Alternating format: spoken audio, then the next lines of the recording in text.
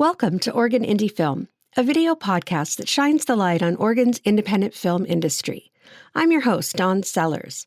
I interview Oregon's independent filmmakers who offer insights into the creative process, challenges, and triumphs of making movies in Oregon. This episode features writer and director Haven Garber, a Salem filmmaker who just finished principal photography on her first feature film, titled Getting Back. The film is a heartfelt drama that explores themes of grief, fear, hope, family, and love. Actors in the film include Haven's 6-year-old son, River, and their dog, Coda. I enjoyed chatting with Haven about directing her son and dog together, screenwriting, her advice for coming back to narrative filmmaking after a 30-year hiatus, and how she was able to put together an amazing cast and crew with just a few social media posts. I hope you enjoy the episode. All right, well, I'm here today with Haven Garber talking about her feature film, Getting Back. Welcome, Haven. How are you today? I'm great. Thank you for having me. Yeah, thanks for being here. We'll just start off, I think, by having you tell me who you are and what you do. Great. Yeah, my name's Haven Garber. This is Getting Back is my first feature and really the only thing I've done in film for a very long time. I stepped away from my dream of making films when I was much younger and took a more practical approach to life. And then I was inspired to write Getting Back, mainly because my son, who's 6, was getting into acting, and I just felt, what if I could tell a story that captured some of the great things about a 6-year-old, what would that story look like? And then added a lot of drama and messiness into it. Yeah. So it made a great story. Yeah. And so I do this. I wish I could do it full time, but I have a normal job that I go to, and luckily enough to have some flexibility that I was able to take a couple weeks off and do this project, and had a lot of support unexpectedly. I went into this not knowing a lot of people in the community, and I just ended up getting connected with the right people to make it happen. I love how that happens. I think the Portland film community is like that. Mm-hmm. People are very supportive. So that's always great. Do you want to share what your day job is? I work for the government, so nothing exciting. No offense to my coworkers who are listening. And so you wrote Getting Back, and your inspiration was your son, it sounds like. Did you also direct? I did. You did? Yeah. And had you directed before? A long time ago, I used to work in video production, and we did educational videos. So I did a little bit of everything back then. But this is basically my first directing debut. Yeah. Yeah. Wow. That's quite a thing to take on, a feature. Yeah. First directing. Yeah. You think you take smaller steps, but just go for it. Just go for it. Yeah. Exactly. And so, other than your son, were there other inspiring things that helped you along the way in writing this? How long did it take you to write it? The bulk of it was done within probably 4 or 5 days. Wow. That's quick. I've always heard writers say that they were just the vessel and they felt like the writing was coming from somewhere else. I had never experienced that. I always kind of shied away from dialogue. I always thought I would write more books than scripts. But it just kind of came out, and it was a quick process. Of course, I was still editing it up until the day we did principal photography. Mm-hmm. But the bulk of it was written within just a couple of days. Wow, that's great.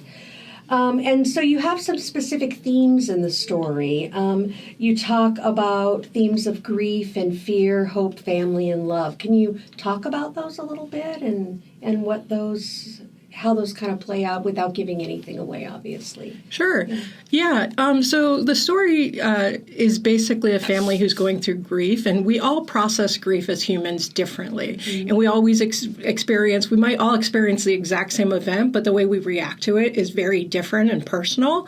And so that's what this story really is about. So you find out pretty quickly in the story that the family had lost their older son, who was 13, to cancer. And that's pretty much the synopsis. And then and the little boy, who's played by my son, River, the little boy, Elliot, gets lost in the woods. And so it's about the parents dealing with their own grief and trauma.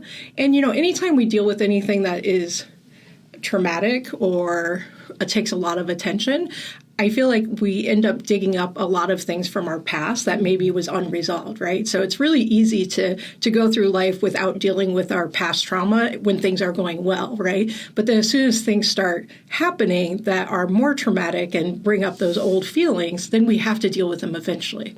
And so that's what this is really about. John, the father, had a pretty traumatic childhood and has pretty much ignored it. So when this happens, when they lose their son and now they've lost Elliot in the woods, they really have to deal with this. And the mother, Michelle, in this story is kind of the rock who's trying to hold everything together.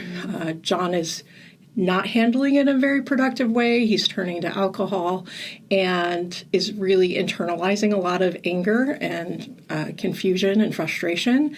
And Michelle, like a lot of women and families, I feel like, is like the rock and the person who's trying to hold everything together.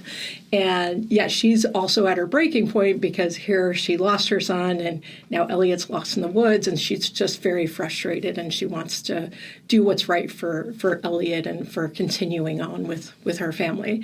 And maybe not getting the support that she really needs from her husband. Oh, yeah, because, he's very absent, at the beginning of the story in the movie. And so it's really about them reconnecting.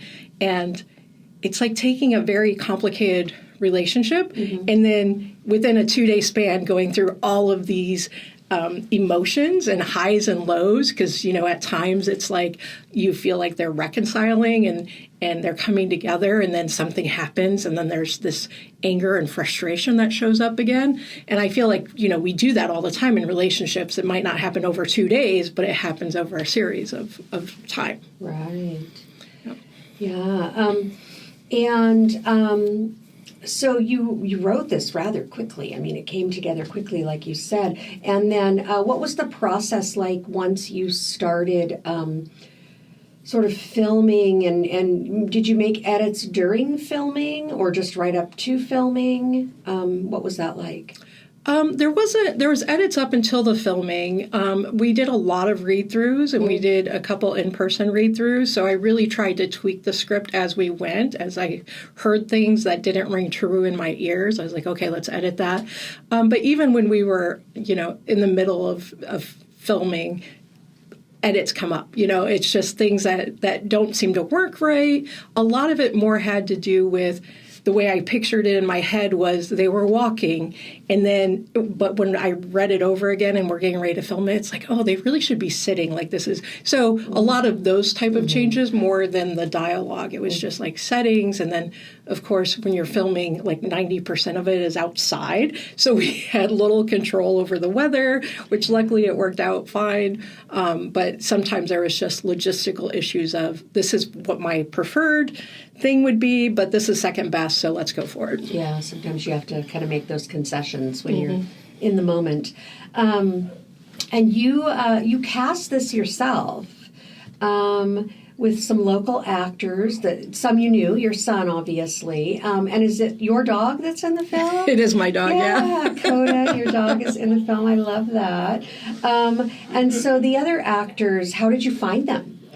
Yeah, so this kid that plays the older brother, Max, is actually my cousin's son, and they came in from Michigan. Oh, wow. So when I wrote it originally, Max wasn't 7 years older. He was more like 2 or 3 years older than Elliot. But then when I got feedback on the script, people are like, wow, that still seems like a pretty young age to have that kind of relationship. So I made him a little older.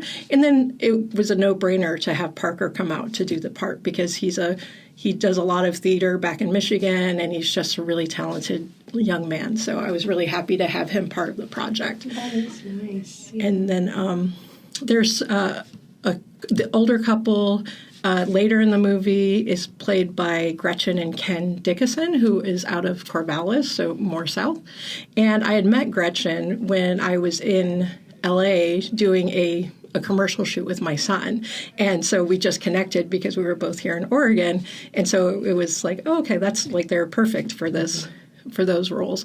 And then the roles of Michelle and And John, basically, I just did self-tapes and asked for auditions and advertised both in Portland local groups and then in Eugene. So Kate Gerlich is from Eugene, and she was cast as Michelle, and then Logan Cannon, who is quite popular in Portland, was cast as John. Yeah, Logan's actually the one that introduced us. Yes. So, yeah, he's a friend of mine. And so you're in Salem, not in Portland. So did you film this in Salem? We actually filmed it kind of everywhere. So we had a day here in Portland at the Linfield School of Nursing. Oh, okay. Yeah, so we did that for a day. We were at the beach, so we were close to Newport. And then we were on a private property in Veneta, Oregon. Yeah, and that was where the majority of the filming took place. We had a day out in Spencer Butte, and so a little bit of everywhere. Nice. What was it like watching your son in his first feature film? I mean, you've seen him in commercial work, it sounds like. Has he done any other film? He's done a vertical film. He's done 2 smaller parts in vertical films, which is a completely different experience. Yeah. But so his first feature film, was that exciting for him? Yeah, I don't know that he was too excited. Like, I don't know that he really understands the whole process. He's very talented and is very natural in front of the camera. So, yeah, like when I showed him part of the edit that we did, he's like, oh, how did that happen? I'm like, well, that's what filmmaking is. So, yeah, he enjoyed it. And it was really nice because, all of the cast and crew really supported him in it. He is a little hard to get focused sometimes. He's still very young. He's only 6. Yeah. But I felt really supported as his director and his mom. It was difficult. Most of the time my wife was there, which was great. Like, she was there on weekends, so there was a lot of help, and then my cousin was there. So there was someone always looking after him, so it wasn't falling on me. But it was kind of hard to be his director and his parent. Like, as a actor mom, I'm like, okay, like, protect him, do everything. Right. And then wait, who am I protecting him from? Me? Like, right. So, but it was a great experience. Yeah. Would you do that again? Would you direct him again? In a couple of years. Yeah. I actually asked him, I said, do you want to do this again? And he's like, only if you write it, Mama. I'm like, okay. Oh, that's sweet. That is sweet. Yeah. But yeah, I joked with my crew. I was like, the next movie, all adults. Yeah, that's what, a lot of people say, don't work with children or animals, and you did both. I know, yeah. Yeah, but your dog, so that probably made it a little easier, too, your son and your dog. So there was the familiarity with it, Yeah, and the good thing about Coda is we just got him so worn out after the first 2 days of filming. He was really he would do anything we asked him to. In fact, there was one scene where he had to run up to Logan and be excited because he hadn't seen him in 2 days. And the dog would just walk off the porch, like, okay, whatever, you're here. So we had to get Logan some chicken and I was going to say, did you have to bribe him with treats or Yes. something? Chicken, yeah. That's great. Yeah, I told my crew, I said, okay, the next movie is going to have a baby and a cat in it, and they were all like, nope, we're out. Yeah. I don't recommend a rooster. I had a rooster in my film, and that was challenging. So, speaking of challenges, what was your biggest challenge, do you think, in this film? Can you think of one thing that was... Every milestone I felt like was going to be the most difficult. Like, when I wrote it, I was like, great, I wrote it. Now, how do I find a crew? And then I found a crew. And then how am I going to find a cast? I think the biggest challenge comes down to the finances. Yeah. So this was all self-funded, basically. And so that's really hard because I had ran an Indiegogo campaign in hopes to not have such a burden of cost, and it didn't go very well. I might run another one here in the future. Mm-hmm. So that part's a little stressful, like when you know that eventually you have to pay things back. Right, yeah. Financing, film funding is always challenging, I think, for sure. So you did an Indiegogo, mm-hmm. And how long ago did you do that? How much leeway? I didn't give it too much leeway. We started it, I think, in March, and it finished up right before we started filming. Mm-hmm. And I think, one of the issues is I didn't have people interested in the film before I started the campaign. Mm-hmm. So I feel like there's more talk about it now, and now that production's done and we have some behind-the-scene photos, I feel like we can kind of drum up a little more interest around it. So I'm hoping to run another campaign hopefully in the next month or so. Yeah, that's smart. So you didn't have a trailer, teaser, sizzle reel, or anything before? No, we did. Oh, yeah, you did. We did. Okay. Yeah. It's just really hard to, not having done this for a really long time, and I'm just not a social media person. I think maybe the best thing would have been to actually hire someone who has a little more experience in growing a network. So I had support from family and friends, but that only goes, so far. Yeah, it is a full-time job. Yeah.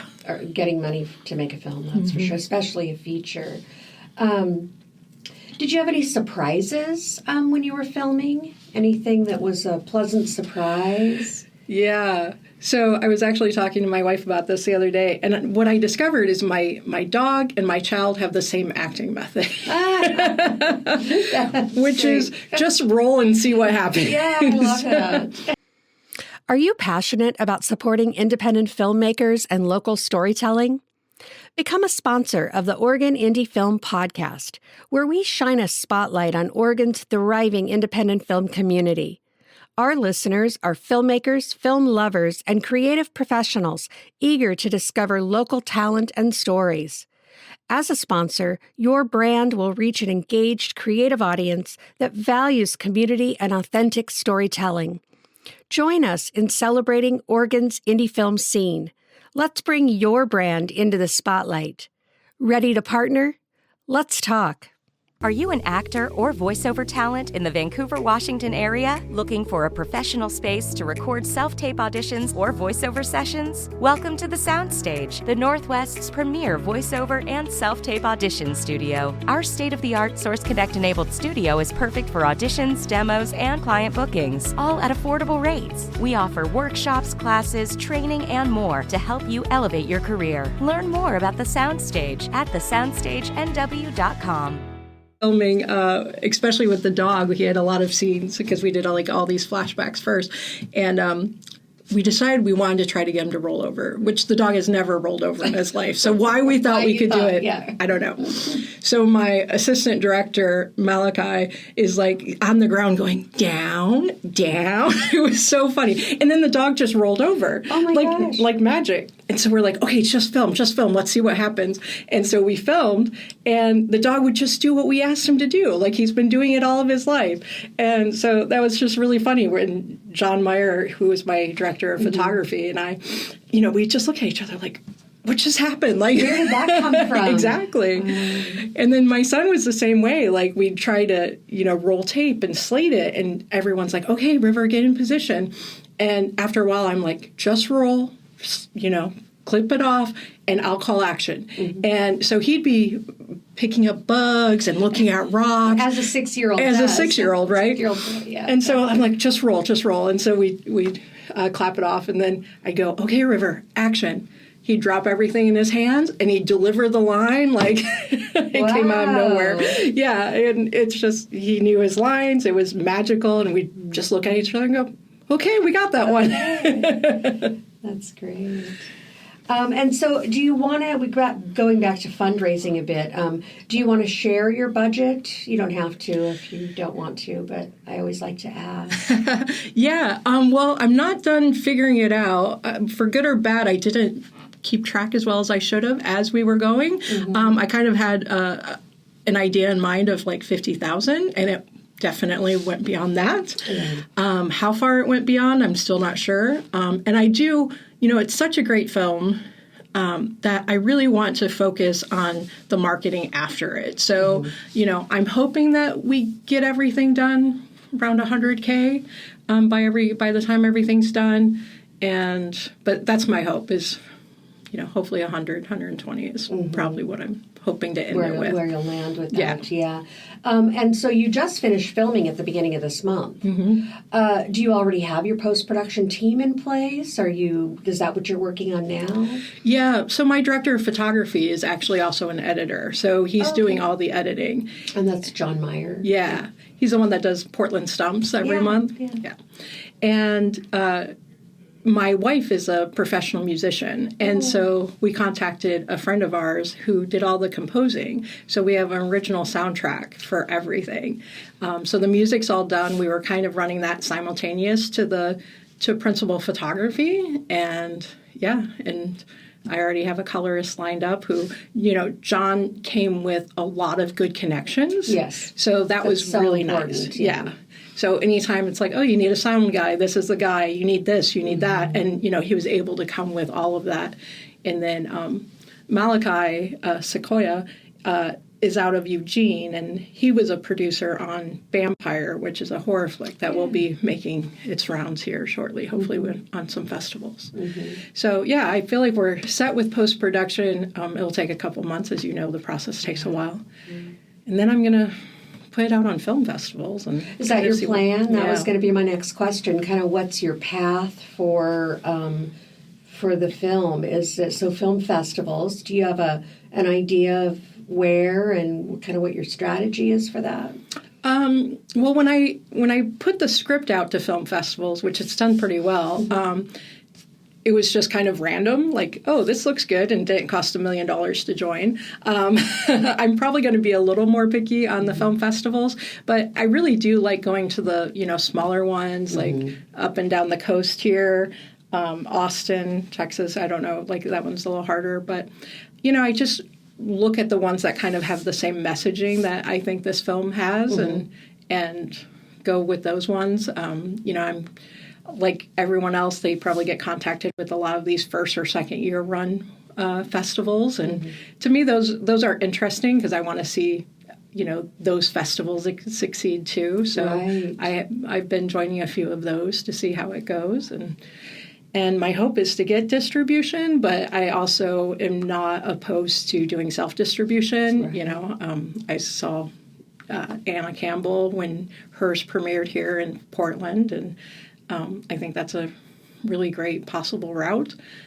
So I'm just kind of leaving that open. And I've been really lucky on how this process has kind of, it's like pushing a rock. And, once the rock gets momentum, it just keeps going. Yes. And so I just hope that continues. And whatever's meant to be will be what happens. I would love for it to have a theatrical release.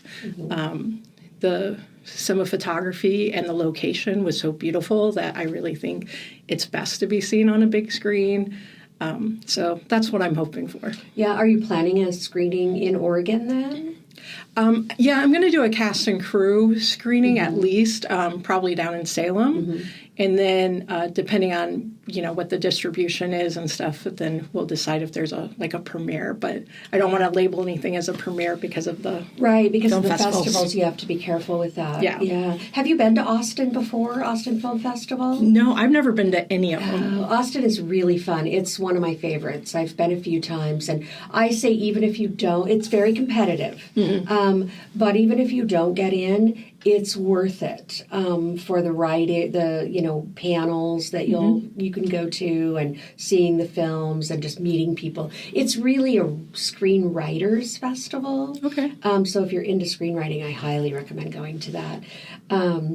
I know festivals can be expensive, and my advice would be go to the ones that you want to go to. Yeah. Submit to the festivals that you would go to if you were selected. Yeah.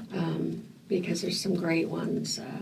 There's one another one I would recommend is the Valkyrie Film Festival. I just got back from that, and it's for female directors. Oh, cool. So, and a lot of really good films, and I think you should submit to that one. Really nice people, too. Great. Yeah, that's great. Yeah. I'm going to my first one in July at the Imaginarium in Louisville, Kentucky. Yeah. So I'm excited for that. I've heard that's a big one. Yeah.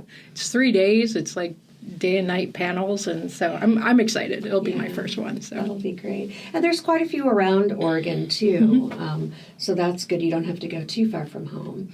And so distribution is tough, isn't it? Because everything is changing so randomly right now. Yeah. Like nobody really knows what's happening. I think I'm very impressed with Anna Campbell. We talked about her, how she has distributed, but her film was a little different because it was more music focused, although it sounds like Veeps might be an option for narrative film in the future. They're just kind of dipping their toes into it, I think. But self-distribution, doing your own screenings, all of that can be, again, a full-time job. Right. I think, there are like distribution consultants too that you can hire. And that's what they do, is they get your film out there, and it's another, I guess, option. So post-production and then film festivals. With this film, are you already thinking about writing another one? Yes. I knew it. I am stopping myself because I want to make sure, getting back has as much of my attention as possible. But as soon as I finished that one, I was like, oh man, I could just write the next one, and completely unrelated to getting back. One's a thriller type, mystery thriller, and then another one that is a narrative, probably drama, and it's about infertility and kind of my experience with that issue. And I have so many house projects to do. I told my wife, I'm like, well, maybe if I do one house project, I'll sit down and do 5 pages. Treat yourself. As a reward. You can sit down and write your stories. Right. I like that. And so you talked in the beginning about writing books. Have you written books? No, I've started a lot, but I haven't really gone that far. I like coming up with the beginnings and the ending, and I have a hard time with the middle parts. That Act 2 gets us every time. I know, right? Yeah, it's the toughest. So, I do hope to write a book sometime in the future, but it was really fun doing this as a script and being able to see it. There's a lot of scenes where Elliot sees his dead brother, and basically it's all this imagination and play. And so being able to see that, and then in my mind, and then being able to put that down on paper was really interesting. And now to see it come to life, it's just I feel like, books are obviously wonderful and great. But I don't get the picture as well. I feel like I get the picture when I think about writing a script in my mind more than when I think about reading a book or writing a book. Yeah, it is wonderful to see your thoughts come off the page and onto the screen by the actors. It's magical. It really is. So what, I always like to ask this question, what is your big, beautiful dream for yourself? Filmmaking or otherwise? If there were no limitations, what would that be?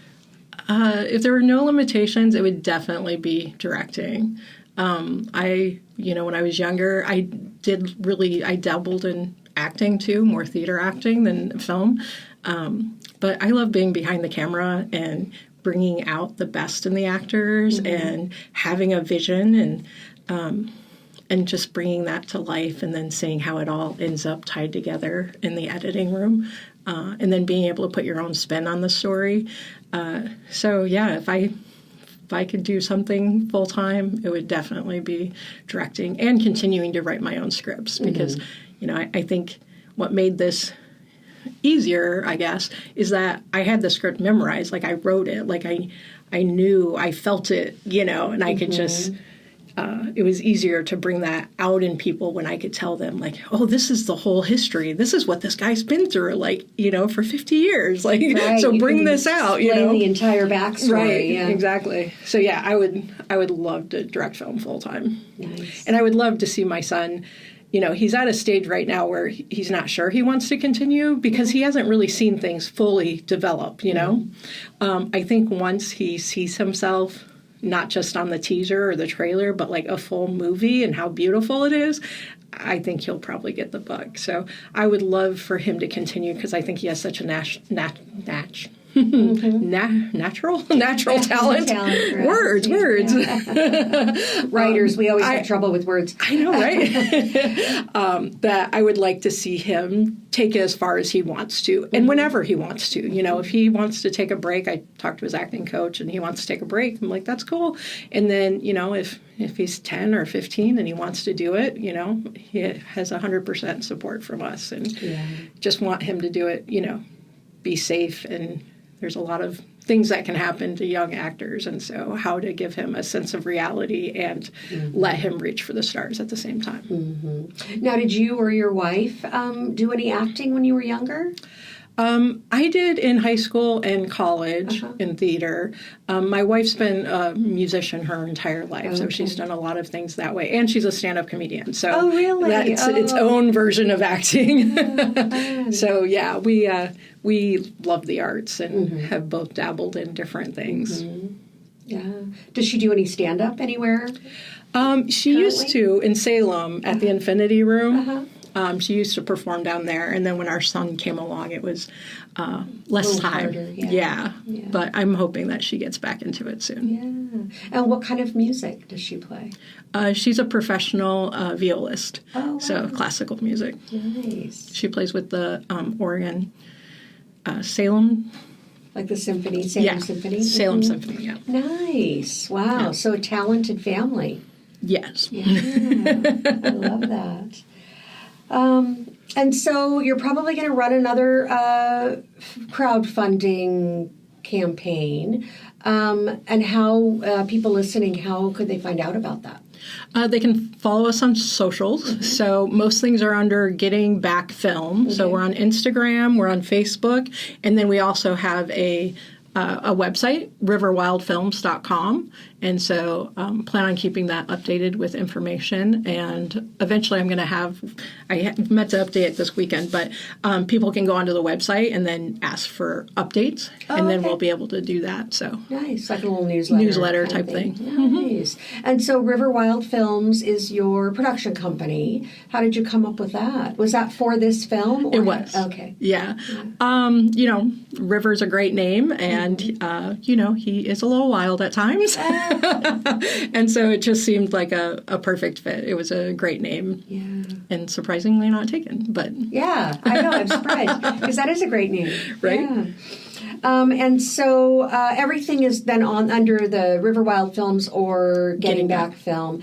You're not personally on socials where people could follow you and your writing or anything? No, not right now. My son is under River's Wonder. Oh, okay. So he has a YouTube channel and so we can follow him on that. Yeah. See some of his other acting. Yeah, that's great. And then tell me that again. It's called River's Wonder? River's Wonder. Rivers_Wonder. Yeah. Perfect. I'll have to check that out. Yeah. Is there anything else that you want to tell us about the film or the process of filmmaking? Anything you want to share? I would say, you know, anyone who wants to do this, like, one, don't wait 30 years like I did. Yeah. But even if you do, it's not too late. You know, I feel like as humans, we start feeling like, oh, in another lifetime, I would have done this or that. And, you know, I don't think it's ever too late. And just pick a date and just do it. You know, everyone told me when I started talking to people in January about, I just wrote the script and I had May in mind. Like, I didn't want it to be too hot, too cold. May. I'm shooting in May. And they're like, that's a close deadline. It is a short timeline. Yeah. And, you know, I could have spent an entire year. Had I known now what I knew, if I known then what I knew now, maybe I would have held off for a year. But I think I would have still been the same amount prepared, the same amount nervous, probably even further in debt because I would have spent more money on the way. Right. So you just kind of have to do it. And, you know, when you start letting that rock roll down the hill and build that momentum, you know, just kind of get out of the way and let it happen. And I think that was the best thing I could have done. I would have talked myself out of it had I waited a long time to do it. Like, it's never going to be perfect, right? Right. There's never perfect timing, perfect situation. You just sometimes have to just do it. Just do it. Yeah. We've heard that before on this podcast. Just do it. And it is surprising, like once that rock starts rolling, the support that comes along and helps you push that rock forward. We talked about that, and just how people come together and help. So, yeah. Yeah, I mean, being on Facebook and just posting that, hey, I have this idea for a script, how can I make it happen? And that's how I found John Meyer. He just said, hey, I'm like, okay, this could be really bad. Like, here's this random guy. Right, I've never met, yeah. But it was a truly inspiring meeting, and we just had lunch, and I'm like, wow, this could really happen. And then I met Malachi and Eugene, and it's like, wow, this is really going to happen. And just being able to ask for help when you need it, ask for advice, and then just kind of trust your gut. I feel like everyone who was part of this project really fell in love with the project. And that was really important to me. Yeah. Sure, everyone wants a paycheck too. We do this because we need to make a living too, right? Make a living, yeah. And they really all believed in what we were doing. So that was good for me. That was inspirational for me to see how much everyone fell in love with this project as much as I did. So that was really heartwarming. Yeah, I love that. And just how everyone wants to see everyone else succeed. Yeah. I think that's a unique thing in the film industry that doesn't always happen in other industries. But truly in independent film, I think people really just want to see all of us succeed. Absolutely. Yeah, which is the purpose of this podcast, is just to kind of amplify all of the success that's around us. So, yeah, well, thank you so much for being here. And I'll put all of the links in the show notes. So if people want to follow, if they want to contribute to your film, so you can, finish your post-production and kind of get out there to the festivals. And I'll be watching to see how you do. I appreciate it. Thank you so much. Thank you. Thanks so much for listening. If you'd like to continue the conversation with Haven Garber or support her film Getting Back, reach out on her website, riverwildfilms.com. Or follow Getting Back Film on socials. You'll find all those links in the show notes. If you enjoyed this episode, please take a moment to leave a 5-star review and share the episode with a friend or two.